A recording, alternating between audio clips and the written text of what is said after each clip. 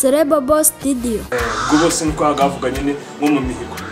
Umusasa umuganga umwe yaraje vuba ngavuye kwiga ari akiva kwiga hanze. Avuye kwiga muri Canada.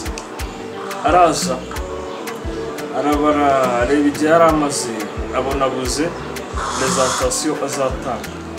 Barangije bati rero hari abarwayi maze simfasha reka ngende ko ari n'umuzima n'umwabo urimo basi ibe ko ari cyo ushobora kuba ya nimara kumubona wenda mbonye presentation ushobora kuza gutanga. Afata abasazi yafashaga bagiraga n'umuco.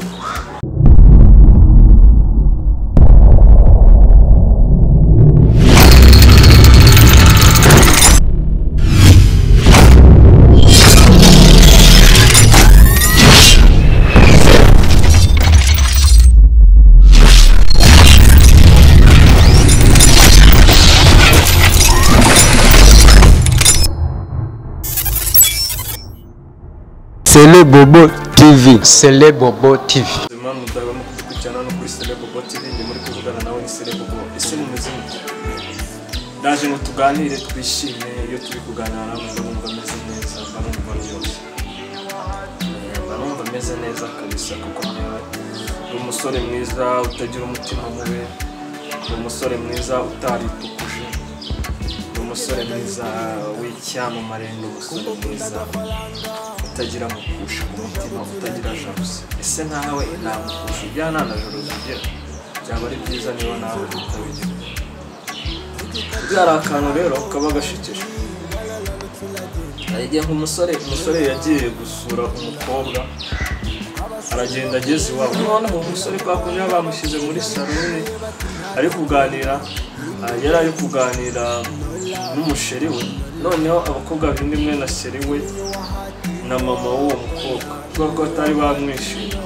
Noneho bajya inyuma y'urugi nyine handi kumwe bicaye babona niba bicaye muri salon inyuma hari icyumba kiriho urugi. Barangije bafata baragenda basa naho bejye ko rwa rugi. Noneho babakobwa bindimwe na bamushiri bakajya bavugana nawe. Wabonye urutwe rwe? Wabonye urutwe rwe? Sora kajya yumva rwabo wabonye urutwe. Kumbi niwe barimo bavuga nyine ngo wabonye rwa rutwe. Noneho umusore akomeza yiganira na sheri we nyine bifata nk'ibisanzwe. Noneho nyuma barangije ari nkaho wenda bajya babimwumvishe neza. Nyina aza gusiga barumuna ba wa mukobwa yateretaga abasiga aho ngaho kuri rwabugiro ujya mu cyumba n'umwaza muri salo. Ugaje kuganira n'umusore. Nuko aganira akajya k'umusore. Umwana wanjye se ubundi cyambere n'urukundo.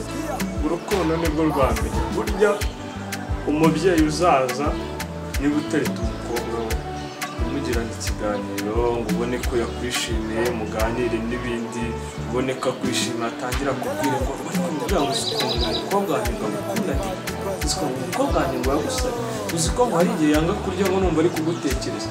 Burya umubyeyi uzumva arimo kubwira ngo uzi ko umukobwa wanjye kurya ngo yagusare uzi ko ngo niba yanga kurya burya irya famiye iba yagukunze. None iyo bakwanze rero ujya kumva ko umukecuru ababara umwana wanjye se ngo urukundo ni urukundo nyine icyambere ni urukundo ukumva ariko ari kubivuga bitarimo neza. Ari ahantu ushatse wakura y'amaguru kuko burya binatinze bantu bwane wakubita.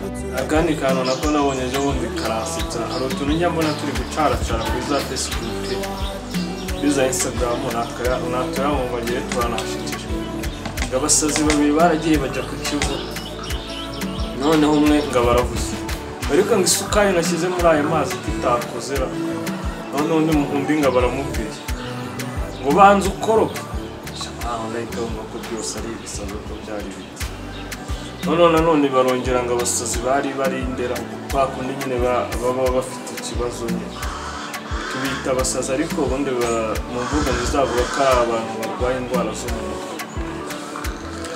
Noneho rero abaganga bari igihe kigera abo bavuye basa naho babishyira mu mihigo. N'abaganga noneho bakajya bereka bavuga bati we n'umuganga bati yewe Dr. Celebobo navuye abantu bafite uburwayi bwo mu mutwe 15.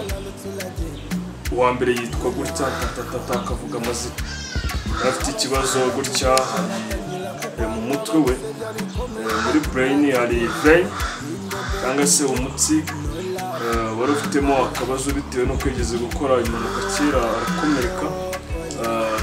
None icyo kibazo rero kiza gutuma mu mutwe azajya havamo amaraso, bigatuma noneho mu mitekerereze bibasha guhindagurika.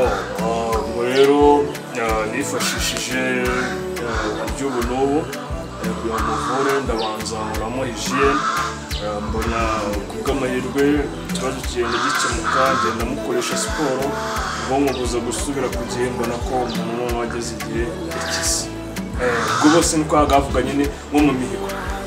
Sasa umuganga umwe yaraje vuba ngo avuye kwiga, ari akiva kwiga hanze, avuye kwiga muri Canada. Araza arabara areba igihe yari amaze, abona abuze presentation azatanga. Warangije bati rero hari abarwayi maze iminsi mfasha, reka ngende ko ari n'umuzima n'umwe waba urimo basi, rebe ko ari icyo ushobora kuba nimara kumubona wenda mbonye presentation ushobora kuza gutanga.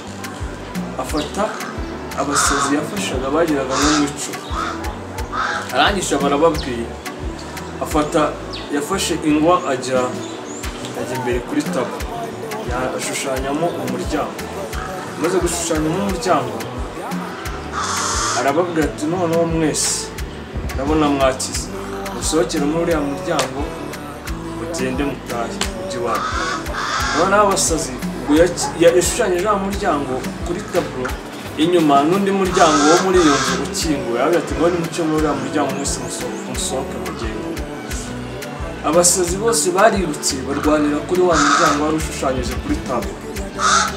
Bamaze kurwanirayo hakaba hari umwe wasigaye yicaye. Noneho muganga abonye wicara ati noneho mbonye presentation za gutanga, aravuga ati mbonye byibura uwabashije gukira, noneho uriya wakize ushobora kuza kumbera presentation nzima. Hanyuma bati aramwegera gake, abatse ko ndeba abandi bari kugenda barwanira mu muryango barwanira gusohoka, wowe ukaba ukicaye, byatewe wowe kutari gusohoka.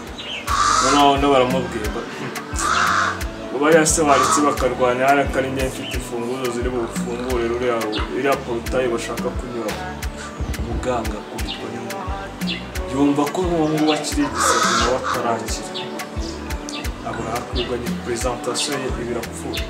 Nanjye n'ahantu nakabonye ko numva nashekeje. Gusa ikindi kintu nakwibagirwa gushimira, buriya kintu bita social media cyarakoze cyane. Social media hari ikintu yubatse cyane gikomeye. Ibintu bya social media byagiye byihutisha information, kandi murabizi ko n'ubundi ikintu cya mbere ari amakuru, ariko ikintu bita social media cyarakoze cyane. Harimo abantu njya mbona baratse kabisa, bo ni banazima, ikintu bita social media baracyo. Uri umuntu bita Skype cyangwa Chris Easy cyangwa Bruce Melody, mani bari mu bantu batapfa kuzima, cyangwa uriya super manager nawe bari mu bantu batazi. Ariko gusa nyine ikintu navuze, bwa social media harimo byiza yaje gukemura, hari ibintu byiza social media yaza, hari n'ibibi social media yaza. Ndabivuga gutya, la social media yihutisha amagambo, ariko ya magambo iyo ari meza biba ari byiza cyane kuko agera ku bantu vuba.